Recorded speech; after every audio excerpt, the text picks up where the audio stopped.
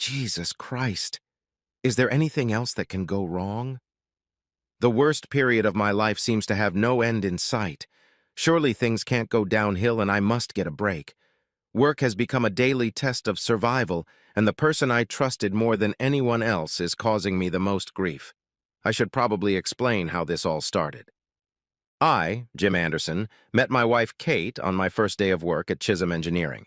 I was 18 years old and nervously arrived at my first day of work a few weeks after my final school exams, advanced levels. I was doing well academically and could have gone to college, but I knew it wasn't for me. I'd already learned enough and my parents couldn't afford to support me through 3 years of university. Kate was a human resources assistant helping the company induct employees and was just great.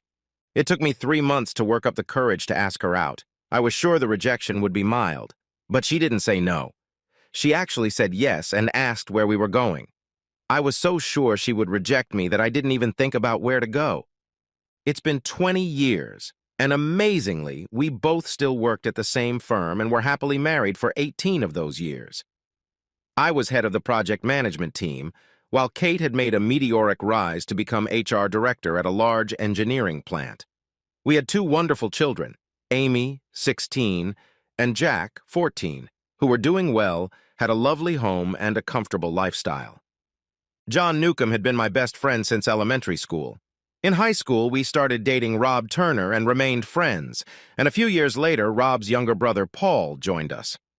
Paul was the only bachelor among us. The others were married, and all the wives were close, having known each other for many years. Paul was more focused on his career than the rest of us. I recommended our company to him and was very pleased when he was promoted to Director of Operations. It was a very well-paying job, and we celebrated accordingly. Paul explained that he was surprised to get it as old man Chisholm had given him a lot of trouble during the interview process. 6 months later, the 4 of us were having a few pints of beer on a Friday night, and I mentioned that Kate had been a bit out of sorts and distracted lately. I brought it up as I thought the other wives might have said something to my friends, especially if it was something medical. Nothing was said. The guys were concerned and agreed that this was very unusual for Kate. I admitted that the thought of having an affair had crossed my mind. The guys didn't believe it could be true, but asked what made me think that. I had a hard time explaining other than something was off. Paul had been silent up until that point, but then suddenly he started defending my wife emphatically, saying that he was working with Kate and that there was absolutely no way she could even look at another guy. Furthermore, I was a complete idiot if I thought she would. It was almost a tirade, and I thought it was very strange. Paul was defending her too vehemently. When I looked around, I wasn't the only one surprised. I remembered that he flirted with Kate a lot, lots of jokes and little touches, and they'd gone on business trips a couple times since he'd been at the firm. I stared at him, trying to make sense of the situation. He didn't react in any way, but he was starting to look guilty and was extremely horny. Rob knew him better than anyone else and picked up on that, too. He looked at his younger brother. "Please tell me you're not that stupid." At the same time, I almost screamed, "So when did you start sleeping with my wife?" Chaos reigned. We both stood. I tried to attack him. John and Rob just managed to keep us at a distance. Rob pulled his younger brother outside and told him to back off. "But I'm your brother. I'm serious. Get out before I beat you up myself, you stupid, dumb, and arrogant asshole." John and Rob tried to tell me that maybe it wasn't as bad as I thought, and that I needed to talk to Kate to find out the truth. I agreed and headed home. When I arrived, Kate was sitting at the kitchen table crying. "I understand Paul called to warn you. Is that true?" Kate didn't deny it, but downplayed it, saying it wasn't an affair. Allegedly, they had messed around on a business trip together. I did enough digging to confirm that the messing around was sex. She swore it was a one-time alcohol-fueled affair, but I wasn't convinced. Rob defended her wholeheartedly, and it seemed to me that there was more to it than that. Admittedly, my reaction was adamant. I didn't care if it was a one-time thing or 100 times. Cheating is cheating, and I was completely stunned. Kate couldn't explain why or why not she did it, and her apologies seemed pointless. In the months that followed, we broke up and were heading for divorce, and that was bad enough. But to make matters worse, Kate started dating Paul again. This confirmed my suspicions that things weren't just a one-time thing. The beer drinking with John and Rob stopped. It was awkward that their wives were friends with Kate. They invited them over, but I wasn't in the mood for company and I didn't have much money. I also thought they would socialize with the whole company, especially since Paul is Rob's brother. Losing my wife to one of my best friends was really very frustrating. I felt like I was divorcing my whole life. Kate got custody of our 2 children and kept our house. I knew Paul was spending time there. Even so, I was still paying half the mortgage plus alimony. All I could afford was a small apartment in the shitty end of town. It didn't help with the kids. They weren't very keen on staying with me and wanted to spend time with their friends who lived near our old house. At first, I took them with me for a few days, spending all my spare money on trips we all loved and had taken regularly since they were little. Then, the time conflict started. They were going on vacation in the city with Kate and Paul, or on a school trip, or to a friend's house. An endless list of excuses. I ended up barely seeing them for the past 2 months and missed them dearly. If it wasn't for their sports, I might have lost touch with them altogether. I always followed their sporting events and coached them both in soccer. Kate never attended them, preferring to give herself free time, but now both she and Paul attended all of them. At halftime of Amy's soccer game, I asked Kate why she was there. She took umbrage, saying it was her kids. It didn't bother you before. Well, I thought it would be good for the kids to give them support during our breakup. As long as you're doing it for them and not for yourself or to prove a point. You wouldn't do anything as petty as trying to rub my face in it with your boyfriend? Don't be ridiculous. It's over between us, and I'm completely uninterested in you now. Saying that, she put her arms around Paul and snuggled up to him. I walked away, biting my lip for the umpteenth time. The job was torture. I had to see Kate and Turner regularly. The worst part was the endless barrage of comments from the guys on his team. They seemed to enjoy poking fun at me. I knew they were looking for a reaction and just tried to keep my cool. Fortunately, my team was a lifesaver, especially a new coworker named Josh. He was ex-military in his early 20s and had lost both legs. He wouldn't explain what had happened, and I didn't bother to ask. Depending on the degree of pain, he used either prosthetics or shorter versions, which he called shorties. He was very reserved and quiet, mostly keeping to himself. But when it came to logistics, he was a Jedi master. I didn't know anyone better who could retain so much information and react so effectively to complex changes. I was surprised one day when he quietly asked why I put up with so much crap. I tried to tell him about my sorrows and shit in life, and immediately felt stupid considering all he must be dealing with. He looked at me with a serious expression on his face. It all comes down to a simple choice: live or die. Did they instill that in you in the army? He started laughing uncontrollably. No way, it's too profound. It's a quote I ripped off from the movie Escape from Shawshank. The British infantry version would be, "Just get it over with, asshole." I joined in his laughter, realizing I hadn't laughed properly in months. Finally, I saw the light at the end of the tunnel when Marie, the firm's accountant, asked me out on a date. I hadn't even thought about dating, and she took me by surprise. I had known her for years and knew she was divorced, and she was a wonderful person. We dated a few times until Kate got wind of it. I heard rumors that Kate was defaming her and calling her a whore, but I couldn't prove anything. Marie came to meet the children, but they behaved absolutely horribly, first ignoring her and then beginning to recount their mother's opinion of her. I was shocked by their behavior and told them so. Marie was a soft person and became very upset, and then insisted on leaving despite my apology. I told the kids to go home to their mom and at the same time struggled to contain my anger. I called Marie many times, and when she finally picked up the phone, she explained that she didn't want to cause problems in my family and that it was better to end things now than later. I was completely devastated. I think I'd had enough. No matter how hard I tried to do the right thing, I kept getting shit on from a great height. I might as well give up. And then I was reminded of Josh's comments. I was trying to find something positive in my life when Amy informed me that Paul had promised to buy her a car and driving lessons for her 17th birthday. I was furious, but said I needed to discuss it with her mother first. Amy left, angry again. I called Kate and asked how my 16-year-old daughter was going to get a car, and I knew nothing about it.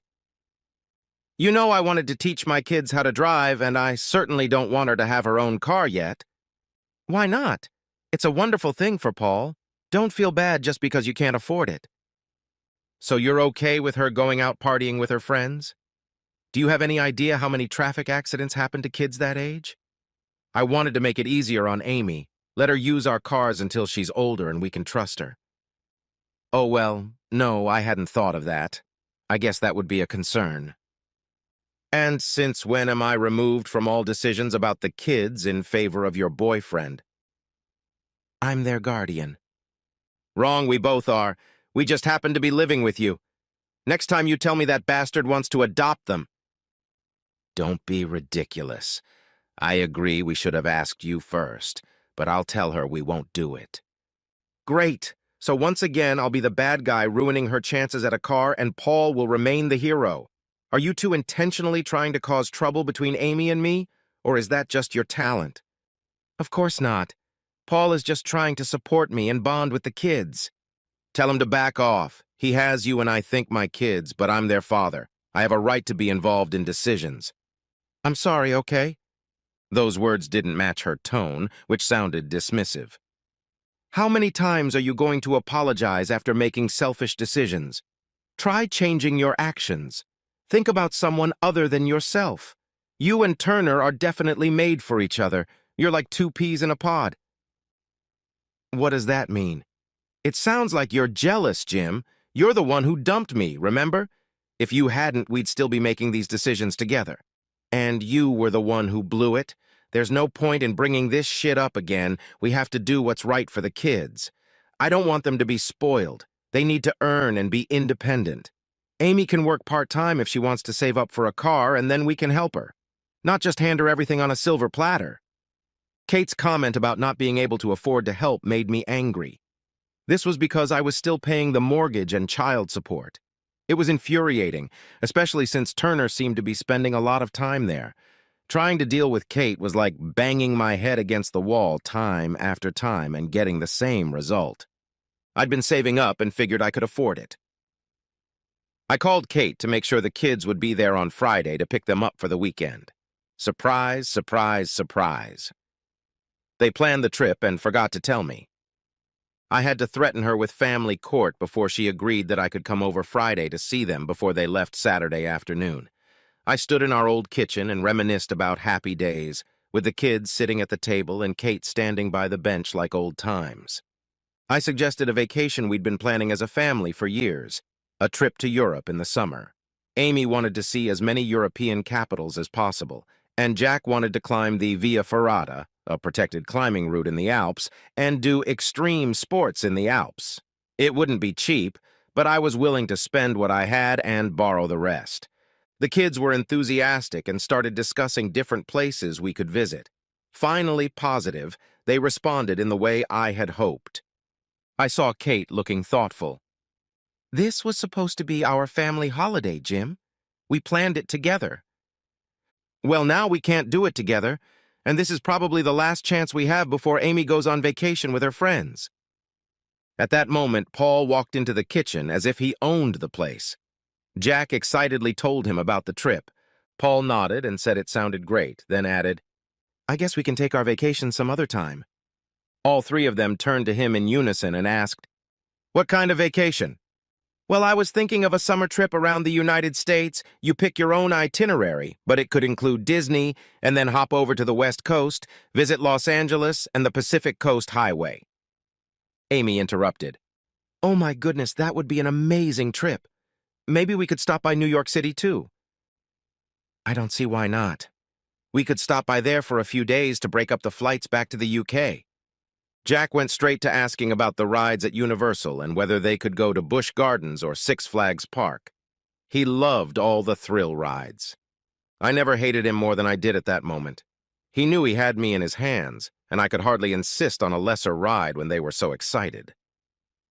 I got up and walked out of the kitchen, doubting that anyone had noticed me leaving. I had just reached my car door when Kate caught up with me. Jim, I'm sorry about your trip. Answer me honestly one question, Kate. Is this the first time you've heard of this vacation? Jim. Well, yeah, I don't think Paul had a chance to tell us about it. I'm sorry it goes against your idea. Jesus, Kate, you're not that stupid. He just made it up on the spot, and I can guarantee you nothing is booked. He's taking my kids away from me, and you're helping him. What did I do to deserve this? I'm sure it's an innocent conflict. I finally had enough. You keep apologizing, and then you do the same thing again. That's what's going to happen. Tell your boyfriend this. The next time I have even the slightest problem with access or removal from raising my children, I will take it up with him directly. Are you really threatening us, Jim? Talking to you is like pissing into the wind, so yes, I'll try a different tactic and live with the consequences. You're not going to hurt us? Maybe not you, though you deserve it, but on the other hand, he's due some payback. You and he should think twice before putting someone in a position where they have nothing to lose, and you've put me in exactly that position. I looked up and saw Paul standing at the door. I half expected him to attack me. He was bigger after all, but he just disappeared into the house. I saw the disappointed expression on Kate's face, but she quickly hid it.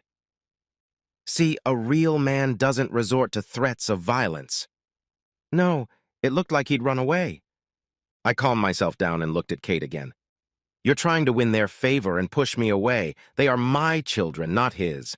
I'd like to think I'm a good father. You should want me involved in their lives, not playing pathetic games. Kate seemed speechless. That's not true. It's not supposed to be a competition, but let's face it. You win, I lose. You have the house, the money, our friends, the rich guy, and the kids. Your winning doesn't mean I have to lose every time, Kate. The old Kate would have realized this much sooner than I did. She just stood there with her mouth open, not saying a word. For God's sake, I give up. I want to talk to the kids again tomorrow without that asshole. I jumped in the car and sped off, leaving Kate standing there looking like a goldfish. Before I entered the house, I made sure Turner wasn't there.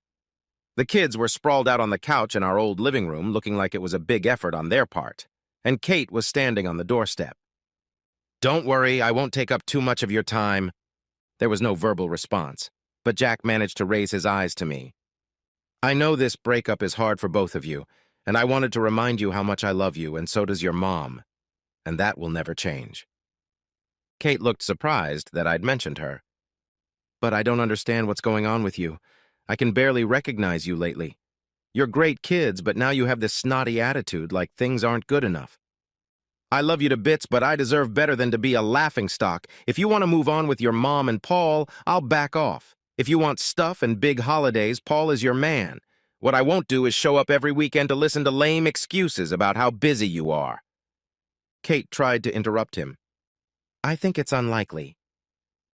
Yes, I've heard enough of what you think, and I'm talking to my kids for probably the last time.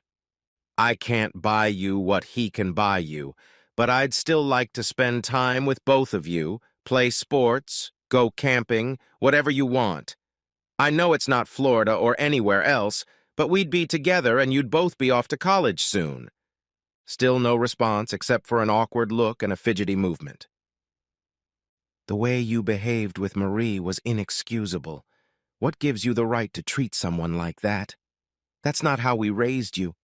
I've never been so ashamed of my family. I hope you're all happy she won't have anything to do with me. Kate got angry. Well, she wasn't good enough. Really, Kate? What did she do to you? She's a lovely person, and all she did was agree to go out with me. You slept with a lover when we were married, and I never judged him. But good for you, you scared her off enough to worry about my psycho ex-wife and kids. I grimaced as I realized I had said all that and cursed in front of the kids. Amy and Jack looked shocked. This information seemed to be a revelation to them. I turned to Kate. One more thing, thanks to Turner poking me in the face with his lack of funds, I checked with the child support agency, and they think I should have offset the mortgage against part of the child support, so expect an evaluation and reassessment.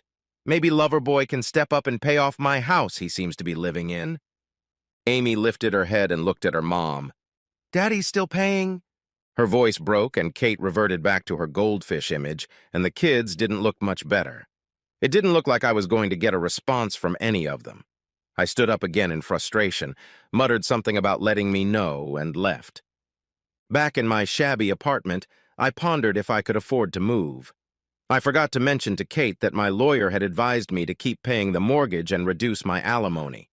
This guaranteed a roof over my children's heads, but he thought it might be a good investment since real estate prices were skyrocketing. And when Jack left home in a few years, she would have to either sell or buy me out. The phone rang. It was Amy. I wondered what the next misfortune in my life would be. I answered. Amy said she had Jack on speakerphone and spoke hurriedly. We found out that we owe you 6 weekends off and 4 weeks of vacation, and decided to ask if you still have a desire to tour Europe this summer, to include Black Forest, see the Alps, and drive through Italy. Her words poured out in a nervous stream. Do you remember those places? Of course, we've talked about it for years, and it must be much warmer there than in Scotland. And Dad, well, we're sorry for the way we behaved. Mom never said she was the one who cheated. We thought it was you and that it had to be with Marie. And Paul made it sound like he was paying for everything after you left us. I don't care if I can get my kids back. Jack joined in. You're wrong about Paul. We don't really like him. He's a jerk. Honestly, I tried not to laugh. Jack, that's not the impression you gave. We thought that if you couldn't date us, that you might come back. That's never going to happen, Jack. It's over between me and your mom. She's gone, but I want to be there for both of you. Amy picked up from Jack. The thing is, Dad, we think Mom feels the same way. He's not really here that often, but he shows up if you're going to pick us up. They argue a lot and often over you. I find that hard to believe. Your mom was just so... Well, she's been hard to talk to since we broke up. I'd say she hates me. I don't think so, Dad. I think she knows she made a mistake. I was sitting in Kate's HR office at work. My nose was smashed, and I was trying not to get blood on what looked like an expensive carpet. Kate was furious when she saw me. Jesus, Jim, fighting at work is a gross breach of discipline. I'm going to have to fire you. What's the matter? Are you worried you're going to lose alimony? It's pathetic. Grown men fighting. You realize we had to call an ambulance for Bob. Okay, he deserved it. I think I did pretty good, considering there were 3 of them. Grow up, Jim. This is a total disaster. It's so bad the old man is coming. That's when Turner burst in, and I tried not to smile as I looked at his swollen lip and bruised cheek. He immediately started yelling that he and half his team had been attacked, demanding that the police be called to report the assault and that I be fired immediately. I looked at Kate. You want to know what really happened before you fire me? I mean, it is your job after all. A deep voice boomed through the room. I agree. I turned around and saw old Chisholm, the chairman of the board and founder of Chisholm Engineering. He rarely visited the factory these days, but he still had an imposing appearance and a proper reputation. Strangely enough, standing next to him was Josh. Turner launched into an explanation. It was an unprovoked attack in the mess hall on me and 2 of my crew. An unprovoked attack by 1 man on 3 people seems a little strange, don't you think? So what happened, Jim? Well, I probably swung first, but being outnumbered, I wasn't going to wait. I thought Chisholm suppressed a smile. Kate continued. We'll have no choice but to fire you and call the police, Jim. You've already threatened Paul, I heard it myself. Nothing you've said can justify an assault. Aren't you going to ask what provoked it? I'm guessing it was jealousy of my relationship with Paul. No, it was months of harassment from him and from the guys in his department. Paul was almost choking. That's utter nonsense and just a pathetic excuse. Then Josh spoke up. I can confirm that everything Jim said is true. Paul looked at him with contempt. Who the hell are you? If you know what's best for you, then keep your nose out of other people's business. Josh is my grandson, Chisholm replied, and I trust him more than someone like you. I managed my surprise and pulled out my phone, scrolled back and pressed play. Hey, Cookie, our boss was late this morning. He probably had a good checkup on your missus. Everyone in the room got uneasy. I saw Kate look at Turner. I scrolled further down the tape again. You know she slept with him for months before you 2 broke up. Did you know that? What are you, one of those kooks who likes to watch their wife get fucked? Kate's face turned crimson, and Turner screamed, "That's utter nonsense!" I skipped forward again. Turner's voice was next. "Too bad you were late for work all those times, Jim, and you didn't get the manager's job." I looked at Kate. "Have you ever seen me late for work? Even once in the whole time we've been here?" He blocked it out and told me about it. Told me to get the hell away since it would happen every time. I switched to the tape from the dining room. It was Bob Marsden's voice. "Paul says she's having a great time and doing everything right. Once he gets her unwound, we're going to have a little party with all the guys. Maybe we can even get that cute little girl of yours involved." Sounds of scuffling and fighting ensued, after which the recording cut off. That was the last comment I reacted to. "You're still the mother of my children, and the mention of Amy, well..." Kate looked at Turner and he twitched uncomfortably. "I didn't know that idiot Bob was going to say that. He was just trying to piss him off." Old Man Chisholm spoke up. "Officially, all participants are suspended pending investigation and disciplinary hearings. Unofficially, Turner, get out of my building and take your buddies with you. Whoever calls the police will never work in this industry again. You're already in the worst assignment of my life. Don't even think about competing with me. You'll regret it."